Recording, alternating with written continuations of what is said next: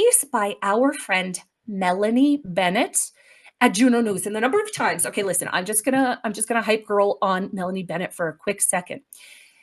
At least once a day, I see something online, and it is such a good story, and it's such a juicy story, and it's about education, and it is Melanie Bennett's piece by Juno News. So she's been doing super, super heavy lifting on the parental rights reporting in Canada, and she divulged to us just yesterday, I believe, Efren, make that bigger for your blind friend Lise with the bad old lady eye. Thank you. Thank you. Melanie Bennett has reported that a federally funded museum, this is the Human Rights Museum in Winnipeg, Manitoba, links parental rights movement to harm and prejudice. A social media campaign frames parental advocacy as rooted in homophobia, transphobia, and othering. I'm going to say this just for the 18 millionth time, just so we're clear. These absolute lunatics on the left trip over themselves to vilify parents of children who the children belong to the parents. Parents do not belong to children do not belong to the state. They belong to their parents. And this kind of denigration, okay, there is going to be a price to pay for this, because when you call parents transphobic, homophobic, say that parents can have harmful consequences. So this was a post put out by the Canadian Museum for Human Rights in Winnipeg on the Transgender Day of Visibility. This was last week. And they took this opportunity to crap talk parents, especially of children who have been victims of trans ideation that has been perpetrated by these lunatics at the Canadian Museum for Human Rights. Now, Alexa Lavoie, the Canadian Museum for Human Rights is one of the wokest institutions in Manitoba, I would say.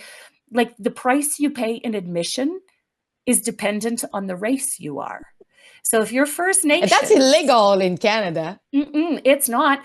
If you're First Nations, you can breeze right on into that Human Rights Museum. Okay, you can see how your human rights were violated. It's discrimination based on race. This should... Now that I read this more, Efren, can you zoom in on those screen caps up there that she caught? So this is what they posted on the Trans Day of Visibility. There we go. Over the last few years, parental rights movement has begun growing in Canada, which aims to deny to LGBTQI youth their fundamental rights. Okay, let me break this down for you. The Canadian Museum for Human Rights.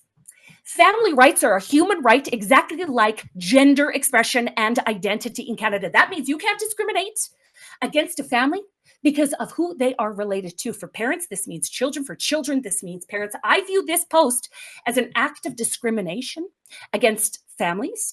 I take this as an act of discrimination against conservatives. And this entire museum, okay, this entire sugar show should be defunded.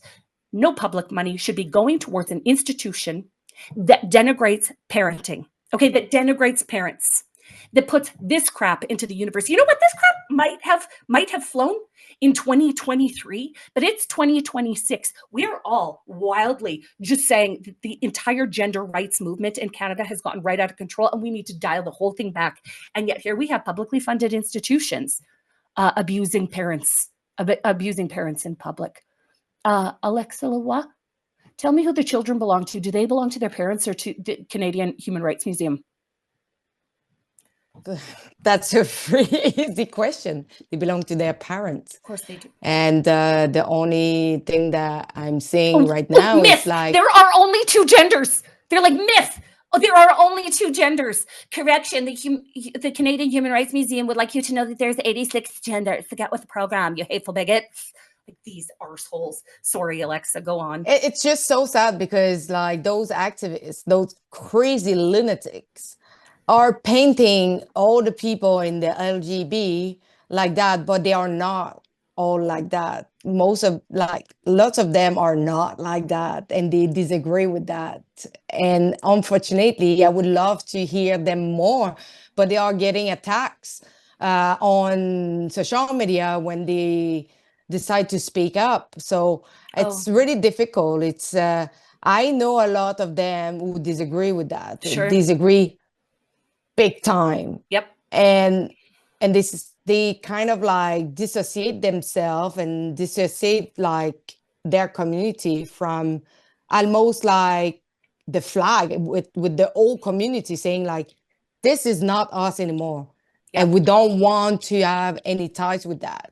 Yeah. And those people are hideously abused by these organizations and by the handmaidens and the trans women that are at the head of them. I know a lesbian, Alexa, who went to a lesbian conference, got kicked out of a conference for lesbians for dare suggesting that there should be a breakout group for with no men in it. She said, listen, we have these breakout groups for sexual assault survivors and real vulnerable women, and maybe we should hold these groups away from cross-dressing men.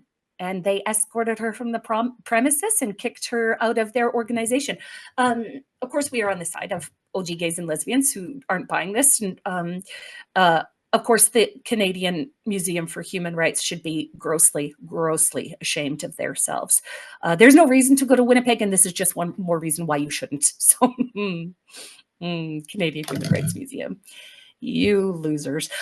Again, props to Melanie Bennett for that excellent story.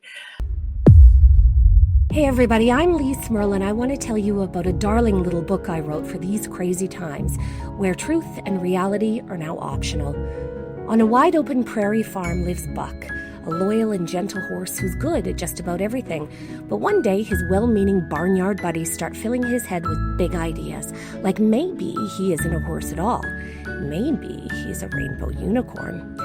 Buck tries to keep up, but something doesn't sit right, and eventually he remembers the one place where truth isn't confusing and love isn't conditional. Home. Because Buck's family knows him best. They know he's not a unicorn. He's a wonderful horse, strong, steady, and perfect the way he is. And that love gives him the courage to ignore the noise and just be himself. Buck the Rainbow Unicorn is a prairie fable for our times, a gentle and charming story that helps little ones understand that who they are is enough, and that the people that love them most aren't the ones trying to turn them into something they're not. Share this story with the little ones in your life just in time for Christmas.